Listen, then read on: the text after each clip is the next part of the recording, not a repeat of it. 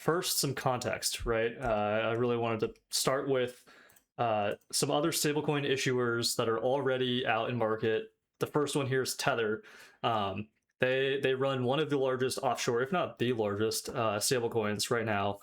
Really focused on the offshore dollar, right? So they've already come out and said they're not going to be a Genius Act compliant stablecoin. If they decide to do that, there would be a different version of USDT. The clarity there, you've got the old USDT tether. That Yes. thing is just kind of going, right? It's just limping along. And then Tether is going to launch the Genius Act compliant stablecoin. It's the USAT. So Yep, that's a that is separate coming. stablecoin. Yep. Yeah, no, that was the right thing to point out, because I don't want to speak incorrectly about that. But then again, so on the EU side, they have their own version of Genius Act, which is these MiCA licenses, MiCA, essentially requiring certain types of reserves to be held. Tether has, I have this here. This is from one of Paulo Arduino's interviews, where he basically just says, we're not going to do this. We're not going to be EU compliant because, as he calls them, uninsured cash deposits at small European banks are unable to handle the redemptions necessary for a stablecoin like Tether. And you can see it right here. I've got the reserve breakdown for Tether. There's 74% cash and cash equivalents. So that's kind of your treasury type of an instrument.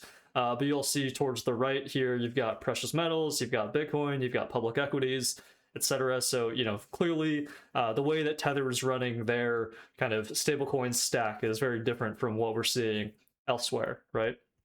I see this as a natural resistance. Sorry to interrupt, but I think if you're Paulo Arduino, I haven't heard him say this or lean into it explicitly, but just knowing digital euro is coming, the savings and investment union is coming. All of what I view this as is he sees that honeypot, right, and it's like, no, we're not going to put our reserves into that thing, which is how I view it. So big. The quiet part wasn't stated out loud, but it's very clear. Tether, Paulo Arduino, etc. They're not going toward that honeypot, if you will, that's been set up by EU, ECB, etc. Sure.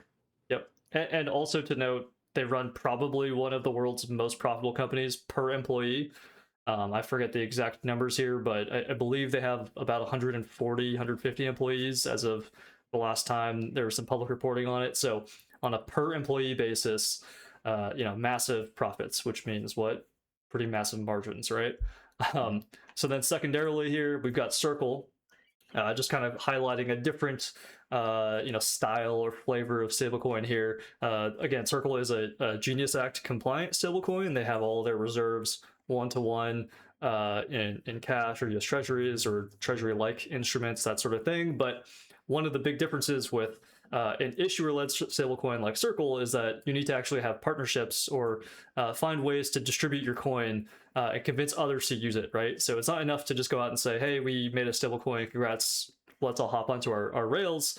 You need to find ways to convince people through marketing or through other means. And so in this case, I'm highlighting here the Coinbase revenue sharing agreement, which I think is one of the most important, probably largest deals for the stablecoin space. But essentially, Circle is asking Coinbase, hey, promote the use of USDC on your platform, help market it, etc. And when you do that, the amount of USDC that you're able to actually use through your platform or generate demand for, that will be part of the I'm not going to call it commissions, but part of the revenue that is shared back with you. And again, Tether and Circle don't have to pay interest back to depositors, right? So that's a big difference between banks. Circle's revenue stream is just the yield they earn on their reserves. So Tether, Circle, these are kind of top down, right? I called it issuer led. Circle's deciding who and when to mint or burn the token. They've decided to partner with Coinbase. They've negotiated out a contract on how much revenue to share with Coinbase. But one of the key points here is that it's very difficult if you're a Coinbase to actually make any money unless you partner with somebody like Circle. So I think that's where we enter in OpenUSD. And I just want to call it straight out the gates, there's 140 plus partners pre-launch. I think that took me by surprise when I saw it. I kind of had to take a step back and understand why, right? So I talked about Circle and Tether specifically because those are issuer led. OpenUSD, slightly different model, right? And I'm going to flip over. Well, before I do that, I'm going to kind of point out the categories of industry. So on the right hand side here, you've got Visa, Stripe, all your payment processors. Below that, you've got BlackRock, BNY. These are your banks. You've got your tech companies, and then you've got other crypto related companies, right? So they're really trying to showcase, hey, we've got the gamut of companies that are already signed up, willing to hop onto our rails as soon as we're up and running with OpenUSD, OUSD for short. But to me, the key parts here are, number one, governance. Open Standard is saying that they're going to be governed collaboratively. Very different, right, from Circle, who just decides here's how we're going to run the USDC stablecoin. And then two, economics are going to be shared. So all of the revenue generated from reserves minus a small management fee go to the participants who adopt and distribute it, right? So if we talk about, if you flip that model on its head, Coinbase, Stripe, I think, has already come out and said that they're going to be day one migrating all stablecoin users onto OpenUSD if they can, as their default kind of form of payment. It just kind of shows you where the puck is moving for the distribution channels, right? They're actually able to share in that revenue versus having to sign these individual agreements with Circle or Tether or other stablecoin issuers. But the key point to me here on governance, and to kind of tie this back to what Matt was talking about with what we're seeing in politics and in the legislative branch, in the judicial branch, is that governance, I think, is going to be key here. There's 140 plus partners. That means 140 plus potential voices in the room trying to decide on where OpenUSD is going to go, what they're going to do with it, how it's going to function. I do think there's some potential for too much bureaucracy, right, to enter into the process. Mm-hmm. But on the news, this is a chart of Circle. Circle obviously took a hit here on the bottom right, the most recent dates. To me, again, it's really a case of who's going to win out in terms of the issuer-led versus distributor-led models. It's possible that both end up taking the cake over time, but on the distributor-led model, what this really means short term is that there's more leverage for them when they go back to the negotiating table. When they go, if the Coinbase goes back to Circle and says, hey, I want to renegotiate our revenue share deal. If Stripe decides to go to Circle and say, hey, I've already signed up for OpenUSD, over here I'm getting, I don't know, 60%, 50% of the revenue from the usage of OpenUSD. With Circle, I want to get a similar or higher percentage, right? Or something like that. So again, I do think that some of the news could be negative for Circle, but for this, I want to turn it over to Matt. I think you had a broader point about stablecoins generally, and this is where you place this arrow on the Circle chart. So maybe explain what you saw that might be a little bit not different, but might explain a little bit more about where the trend is, where the puck is headed with stablecoins broadly. Yeah, I have another topic to get into here, but I just want to call out. So roughly February 5th, you see the bottom of the chart on the lower left. This is the stock chart. This was before Operation Economic Fury, but yeah, Circle bottomed near the same time as we saw, Bitcoin still, I think, is its year-to-date low on February 5th. I think it's held so far. There is a sell-off in Bitcoin going on as we speak.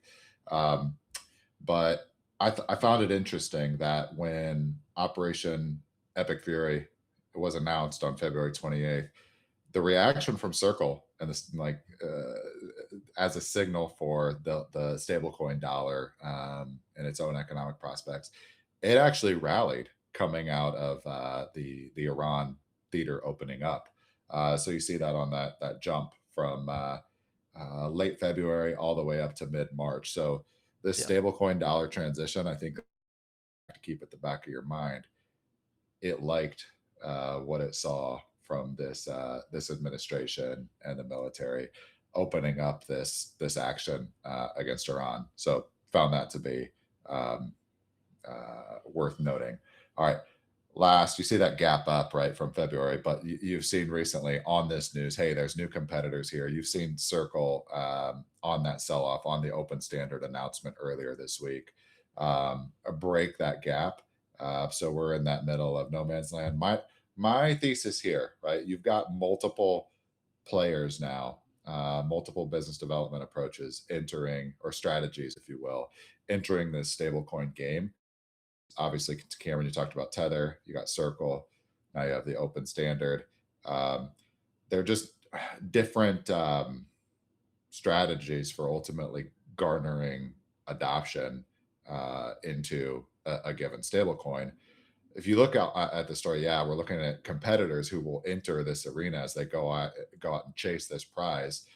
What is that prize? We'll look at this chart: interest payments, interest expenditures from the U.S. Treasury, right, the federal government. Everybody talks about that chart going up and to the right. This is the nothing stops this train phenomenon. What we're actually seeing happen here with this open standard and 140 other big names in the financial industry, that's telling me is this is the prize, right? They're going after this because as a business, this is the market where you want to like take market share in the future. So I view that development we saw out of Open Standard, the CEO coming from Bridge, which was acquired by Stripe. I see this ultimately as another positive development, like to that broader picture we're talking about, that transition away from the offshore dollar towards the stablecoin dollar. Yep. Um, but here, yeah, the ultimate winner, there's no winner yet. Like it's too early to say which of these approaches is correct. Is it would you call it the issuer push model, where you're thinking like business development, Circle, they go proactively working on bespoke one-on-one deals with Coinbase, Polymarket, et cetera, to ultimately find distribution for their stablecoin?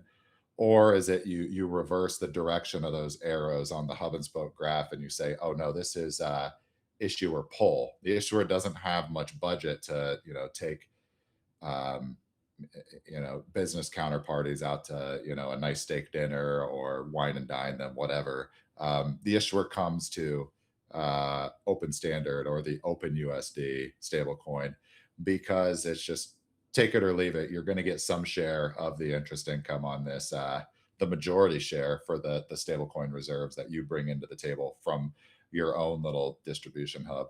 We'll see which one of these business models plays out and ultimately takes the greater share of the pie. My point here is the big pie, and we're already seeing all of these, key financial institutions like the heavyweights are already coming in and going after this thing. So positive development for the U.S. Treasury in the bigger picture, and yeah, positive development like on track for the stablecoin dollar transition.